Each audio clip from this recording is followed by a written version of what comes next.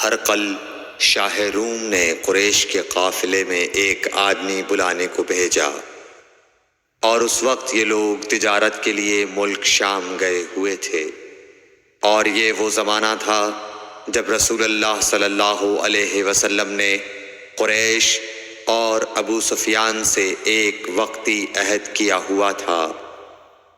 جب ابو سفیان اور دوسرے لوگ ہرقل کے پاس ایلیا پہنچے جہاں ہرقل نے دربار طلب کیا تھا، اس کے گرد روم کے بڑے بڑے لوگ، علماء، وزراء و امراء بیٹھے ہوئے تھے۔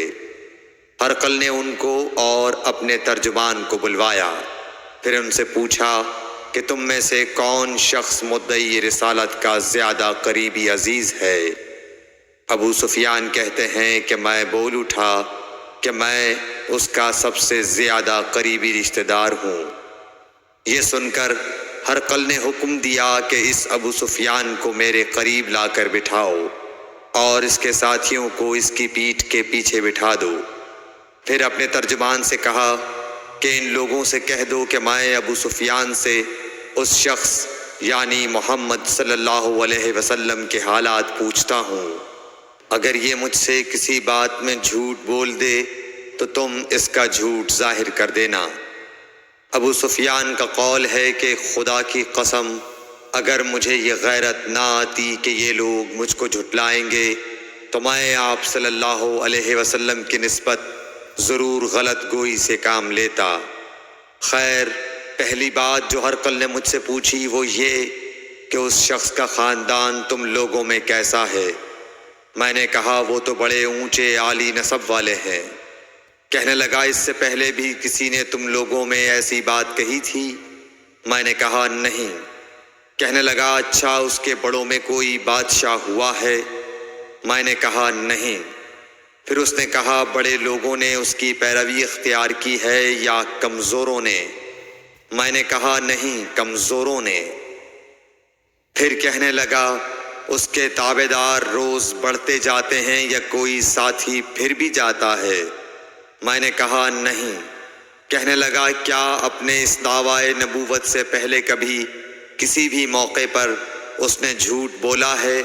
میں نے کہا نہیں، اور اب ہماری اس سے صلح کی ایک مقررہ مدت ٹھہری ہوئی ہے، معلوم نہیں وہ اس میں کیا کرنے والا ہے۔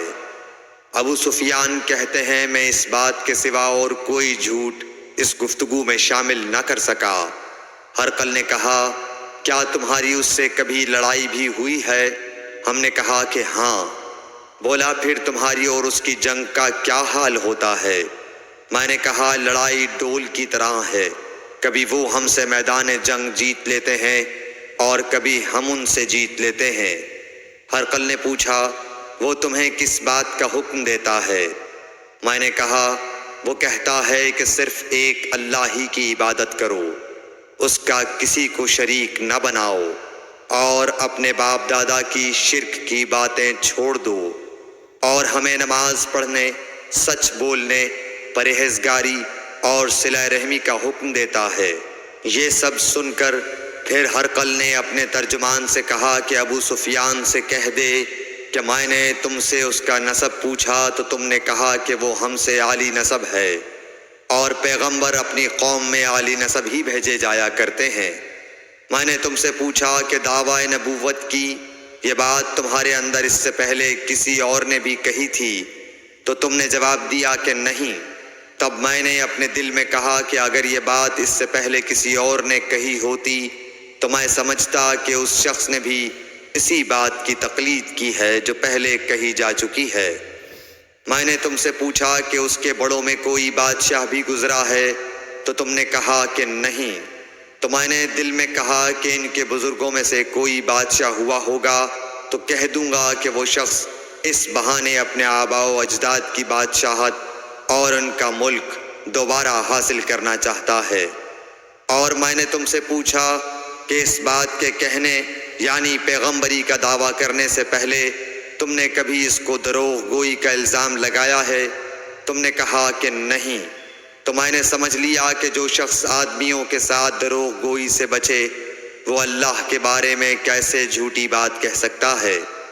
اور میں نے تم سے پوچھا کہ بڑے لوگ اس کے پیرو ہوتے ہیں یا کمزور آدمی؟ تم نے کہا کمزوروں نے اس کی اتباع کی ہے۔ تو دراصل یہی لوگ پیغمبروں کے متبعین ہوتے ہیں۔ اور میں نے تم سے پوچھا کہ اس کے ساتھی بڑھ رہے ہیں یا کم ہو رہے ہیں؟ تم نے کہا کہ وہ بڑھ رہے ہیں، اور ایمان کی کیفیت یہی ہوتی ہے حتیٰ کہ وہ کامل ہو جاتا ہے۔ اور میں نے تم سے پوچھا کہ آیا کوئی شخص اس کے دین سے ناخوش ہو کر مرتد بھی ہو جاتا ہے؟ تم نے کہا نہیں۔ تو ایمان کی خاصیت بھی یہی ہے، جن کے دلوں میں اس کی مسرت رچ بس جائے وہ اس سے لوٹا نہیں کرتے۔ اور میں نے تم سے پوچھا کہ آیا وہ کبھی عہد شکنی کرتے ہیں؟ تم نے کہا نہیں۔ پیغمبروں کا یہی حال ہوتا ہے، وہ عہد کی خلاف ورزی نہیں کرتے۔ اور میں نے تم سے کہا کہ وہ تم سے کس چیز کے لیے کہتے ہیں؟ تم نے کہا کہ وہ ہمیں حکم دیتے ہیں کہ اللہ کی عبادت کرو، اس کے ساتھ کسی کو شریک نہ ٹھہراؤ، اور تمہیں بتوں کی پرستش سے روکتے ہیں، سچ بولنے اور پرہیزگاری کا حکم دیتے ہیں۔ لہٰذا اگر یہ باتیں جو تم کہہ رہے ہو سچ ہیں تو ان قریب وہ اس جگہ کا مالک ہو جائے گا کہ جہاں میرے یہ دونوں پاؤں ہیں۔ مجھے معلوم تھا کہ وہ پیغمبر آنے والا ہے، مگر مجھے یہ معلوم نہیں تھا کہ وہ تمہارے اندر ہوگا۔ اگر میں جانتا کہ اس تک پہنچ سکوں گا تو اس سے ملنے کے لیے ہر تکلیف گوارا کرتا۔ اگر میں اس کے پاس ہوتا تو اس کے پاؤں دھوتا۔ ہرقل نے رسول اللہ صلی اللہ علیہ وسلم کا وہ خط منگایا جو آپ نے وحیہ کلبی رضی اللہ تعالیٰ عنہ کے ذریعے حاکم بصرہ کے پاس بھیجا تھا، اور اس نے وہ ہرقل کے پاس بھیج دیا تھا۔ پھر اس کو پڑھا تو اس میں لکھا تھا، اللہ کے نام کے ساتھ جو نہایت مہربان اور رحم والا ہے۔ اللہ کے بندے اور اس کے پیغمبر محمد صلی اللہ علیہ وسلم کی طرف سے یہ خط ہے شاہ روم کے لیے۔ اس شخص پر سلام ہو جو ہدایت کی پیروی کرے۔ اس کے بعد میں آپ کے سامنے دعوت اسلام پیش کرتا ہوں۔ اگر آپ اسلام لے آئیں گے تو دین و دنیا میں سلامتی نصیب ہوگی، اللہ آپ کو دوہرا ثواب دے گا۔ اور اگر آپ میری دعوت سے روگردانی کریں گے تو آپ کی رعایا کا گناہ بھی آپ ہی پر ہوگا۔ اور اے اہل کتاب، ایک ایسی بات پر آ جاؤ جو ہمارے اور تمہارے درمیان یکساں ہے، وہ یہ کہ ہم اللہ کے سوا کسی کی عبادت نہ کریں اور کسی کو اس کا شریک نہ ٹھہرائیں، اور نہ ہم میں سے کوئی کسی کو خدا کے سوا اپنا رب بنائے۔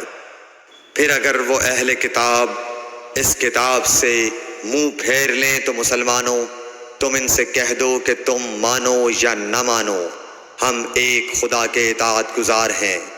ابو سفیان کہتے ہیں، جب ہرقل نے جو کچھ کہنا تھا کہہ دیا اور خط پڑھ کر فارغ ہوا تو اس کے ارد گرد بہت شور و غوغا ہوا، بہت سی آوازیں اٹھیں اور ہمیں باہر نکال دیا گیا۔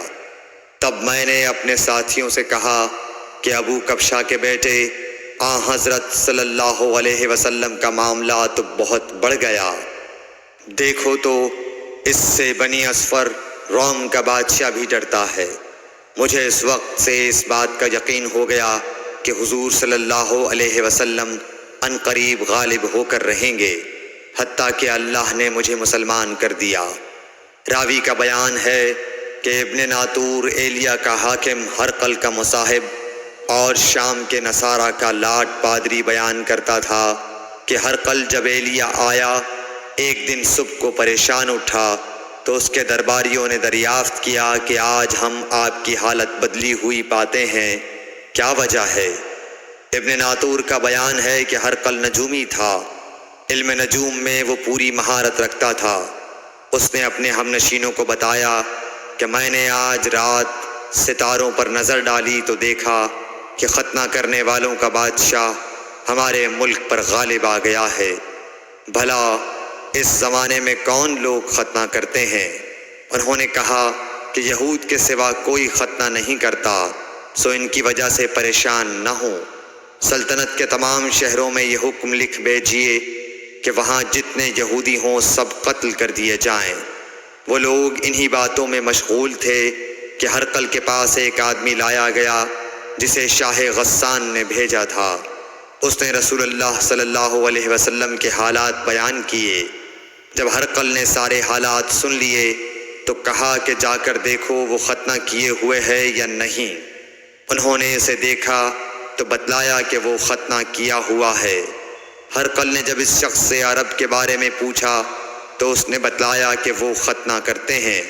تب ہرقل نے کہا کہ یہی محمد صلی اللہ علیہ وسلم اس امت کے بادشاہ ہیں جو پیدا ہو چکے ہیں۔ پھر اس نے اپنے ایک دوست کو رومیہ خط لکھا اور وہ بھی علم نجوم میں ہرقل کی طرح ماہر تھا۔ پھر وہاں سے ہرقل حمص چلا گیا۔ ابھی حمص سے نکلا نہیں تھا کہ اس کے دوست کا خط اس کے جواب میں آ گیا۔ اس کی رائے بھی حضور صلی اللہ علیہ وسلم کے ظہور کے بارے میں ہرقل کے موافق تھی کہ محمد صلی اللہ علیہ وسلم واقعی پیغمبر ہیں۔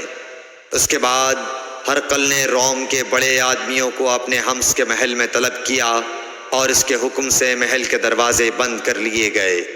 پھر وہ اپنے خاص محل سے باہر آیا اور کہا، اے روم والو، کیا ہدایت اور کامیابی میں کچھ حصہ تمہارے لیے بھی ہے؟ اگر تم اپنی سلطنت کی بقا چاہتے ہو تو پھر اس نبی صلی اللہ علیہ وسلم کی بیعت کر لو اور مسلمان ہو جاؤ۔ یہ سننا تھا کہ پھر لوگ وحشی گدھوں کی طرح دروازوں کی طرف دوڑے مگر انہیں بند پایا۔ آخر جب ہرقل نے اس بات سے ان کی یہ نفرت دیکھی اور ان کے ایمان لانے سے مایوس ہو گیا تو کہنے لگا کہ ان لوگوں کو میرے پاس لاؤ۔ جب وہ دوبارہ آئے تو اس نے کہا، میں نے جو بات کہی تھی اس سے تمہاری دینی پختگی کی آزمائش مقصود تھی، سو وہ میں نے دیکھ لی۔ تب یہ بات سن کر وہ سب کے سب اس کے سامنے سجدے میں گر پڑے اور اس سے خوش ہو گئے۔ بالآخر ہرقل کی آخری حالت یہ